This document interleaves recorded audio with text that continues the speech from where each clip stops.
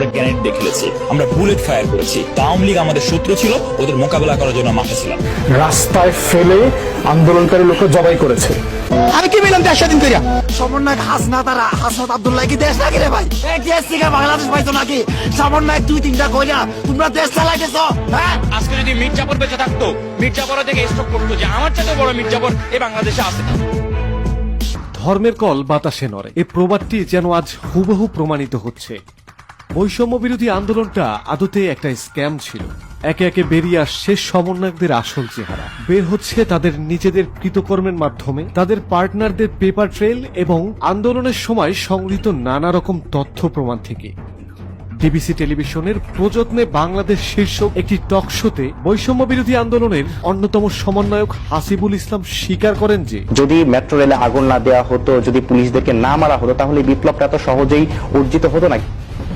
এই স্বীকারোক্তি দেশে আইন শৃঙ্খলার জন্য একটি স্পর্শকাতর ইস্যু এবং ফৌজদারি অপরাধ ও আইন অনুযায়ী একটা বিচারযোগ্য অপরাধ। এদিকে সশস্ত্র সংগ্রামের ভিডিও বার্তা দিয়ে রেখেছিলেন বলে জানিয়েছেন তথ্য উপদেষ্টা নাহিদ ইসলাম। 5ই অগস্ট বা 36শে জুলাই আমরা নামার আগে আমি একটা ভিডিও করে বের হয়েছিলাম, যে ভিডিওটাতে আমি বলেছিলাম যে আমাদের সশস্ত্র সংগ্রামের আহ্বান থাকবে। এর অর্থ কি দাঁড়ায়? অস্ত্র, গোলাবারুদ এবং অস্ত্র চালনায় প্রশিক্ষিত ম্যান পাওয়ার মাঠে ছিল। আমরা গ্রেনেড দিয়ে খেলেছি, আমরা বুলেট ফায়ার করেছি। আওয়ামী লীগ আমাদের শত্রু ছিল, ওদের মোকাবেলা করার জন্য মাঠে ছিলাম। ইতিমধ্যেই সামাজিক যোগাযোগ মাধ্যম ফেসবুক কিংবা টিকটকে দেখা যাচ্ছে আন্দোলনের সময় কাদের হাতে অস্ত্র ছিল। সন্ত্রাস করতে অর্গানাইজড গ্যাং কিলারদের সহায়তা নেয়া, এরপর শর্ত অনুযায়ী তাদেরকে জেল থেকে ছেড়ে দেওয়াও আমরা দেখলাম। এখন কি সেই সন্ত্রাসীরাই আপনার বাসায়, অফিসে কিংবা দোকানে হামলা দিচ্ছে? হিসেব করে দেখুন তো, নিরাপত্তাহীনতা বেড়েছে না কমেছে? নিষিদ্ধ জঙ্গি গোষ্ঠীর সহায়তা নেওয়া ছাড়া কোন কৃতজ্ঞতায় তাদের আটক নেতাদের ছেড়ে দেওয়া হচ্ছে? এদিকে মুক্তিপ্রাপ্ত জঙ্গি নেতা এখন সংবাদ মাধ্যমকে হুমকি দেয়, আর সেখানে আর্মি গিয়ে পাহারা দেয়। আমরা যদি প্রতিটি হত্যাকাণ্ডের তথ্যপত্র বিশ্লেষণ করি তাহলে এটা পরিষ্কার যে কোটা বিরোধী আন্দোলনের মাস্টার মাইন্ড আর কেউ নয়, এরা একটা ভয়ঙ্কর জঙ্গি গোষ্ঠী। আসুন এদের চিহ্নিত করি এবং বাংলাদেশকে রক্ষা করি, আর এই হোক আমাদের অঙ্গীকার। একটু ভাবুন তো, একটু পিছনে ফিরে তাকান। আন্দোলনের সময় আবু সাইদের মাথায় আঘাত এবং দীর্ঘ সময় হাসপাতালে না নেয়া, এমনকি মিছিলের মাঝখানে থেকেও মুগ্ধর মাথায় শুট করা, এরকম আরো অনেকগুলো ঘটনা চিন্তাশীলদের মাথায় নানা প্রশ্নের জন্ম দিয়েছিল। কিন্তু তখন জনমানুষ উত্তপ্ত থাকার কারণে প্রশ্নগুলো তেমন একটা মনোযোগ পায়নি। কিন্তু আন্দোলনের পরবর্তীতে যেসব তথ্য, উপাত্ত ও ঘটনা প্রবাহের মধ্যে দিয়ে জনগণ গিয়েছে তাতে আর সন্দেহের অবকাশ থাকে না। এই আন্দোলনটি নিয়ে মার্কিন news portal the grey zone international Republican institute IRI এর একটি গোপন দলিল প্রকাশ করেছে, যেখানে স্পষ্ট দেখা যাচ্ছে বাংলাদেশে সরকার হটানোর জন্য এবং দেশকে অস্থিতিশীল করার জন্য আমেরিকান প্রতিষ্ঠান IRI নানা শ্রেণী পেশার লোকজনের সক্ষমতা বৃদ্ধি করেছে। মার্কিন সরকারের অর্থপুষ্ট এই সংস্থাটি তৃতীয় বিশ্বের অনেক দেশেই ক্ষমতা পরিবর্তনের সাথে জড়িত বলে নথিপত্র ইতিমধ্যেই প্রকাশিত হয়েছে। এদেরকেই Haiti, Honduras, Cuba, Venezuela, Hong Kong এবং মধ্যপ্রাচ্যের অভ্যন্তরীণ বিষয়ে হস্তক্ষেপ ও অস্থিতিশীল করার পেছনে দায়ী করা হয়। এদিকে ম্যাটিকুলাস ষড়যন্ত্রের কথা তারা গর্ব করে আগেই জানিয়েছে। নিউ ইয়র্কে ক্লিন্টন গ্লোবাল ইনিশিয়েটিভ লিডার্স স্টেজে ডক্টর মোহাম্মদ ইউনুস তার বিশেষ সহকারী মাহফুজ আলম ওরফে মাহফুজ আব্দুল্লাহকে আন্দোলনের মাস্টার মাইন্ড হিসেবে এবং আন্দোলনকে প্ল্যান ম্যাটিকুলাস ডিজাইন হিসেবে আখ্যা দিয়েছেন। মাস্টার মাইন্ড করিয়া লোক মারাইয়া আন্দোলনটারে খুব দূর করছে, দূর মারাইয়া।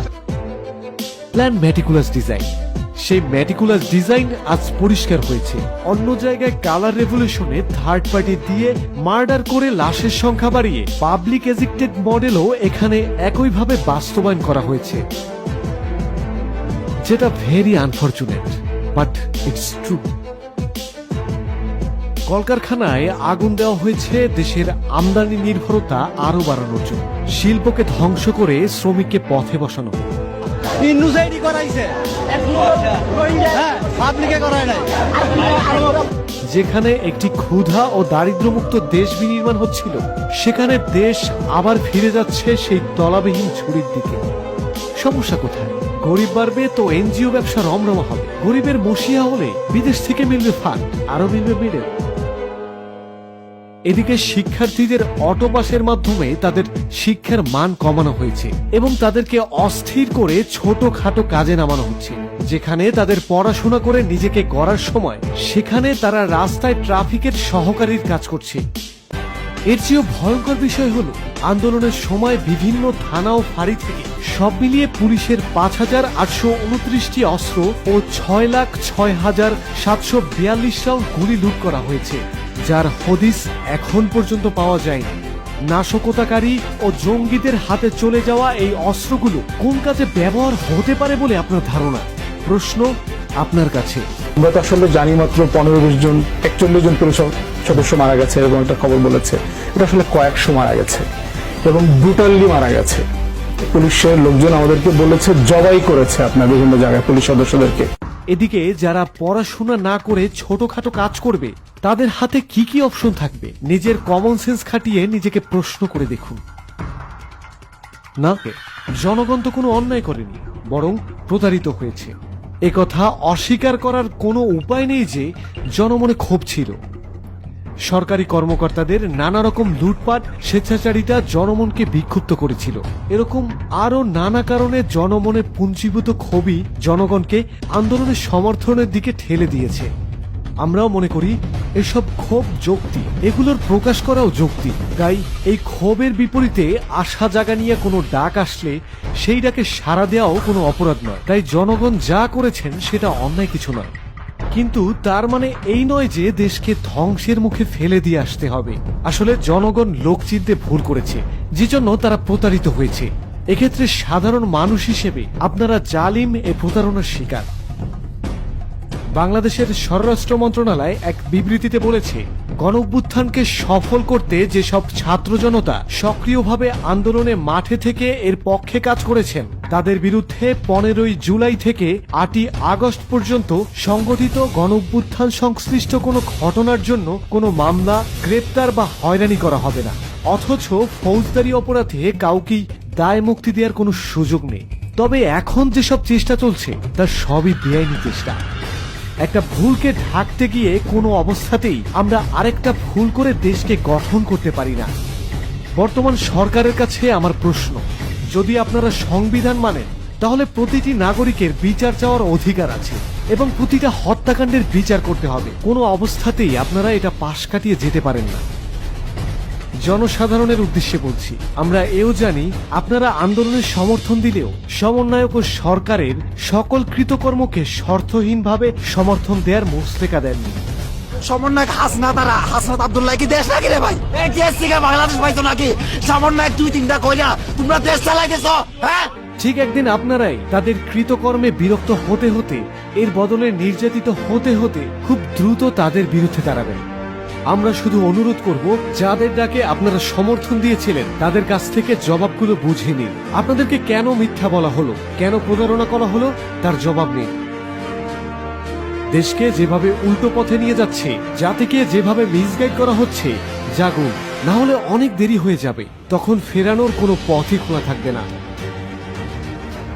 আমার ভাই মরল কেন, এই প্রশ্ন যখন সমন্বয়করা আমাদের দিকে ছুড়ে দিয়েছিল, তখন আমাদের জবাব আপনারা শোনেননি, বিশ্বাস করেননি, এমনকি গালি দিয়েছিলেন। আজ যখন সবকিছু দিবালোকের মতো পরিষ্কার, তখন আমি ওই খুনি সমন্বয়কদের প্রশ্ন করতে চাই, তাহলে আমার ভাই মরল কেন সমন্বয়ক জবাব দে, আমার ভাই মরল কেন খুনি ইউনুস জবাব দে। এই প্রশ্নগুলো আপনারা সমন্বয়কদের করুন, উত্তরটা বুঝে নিন। জনগণ কোনো অন্যায় করেনি, বরং প্রতারিত হয়েছে।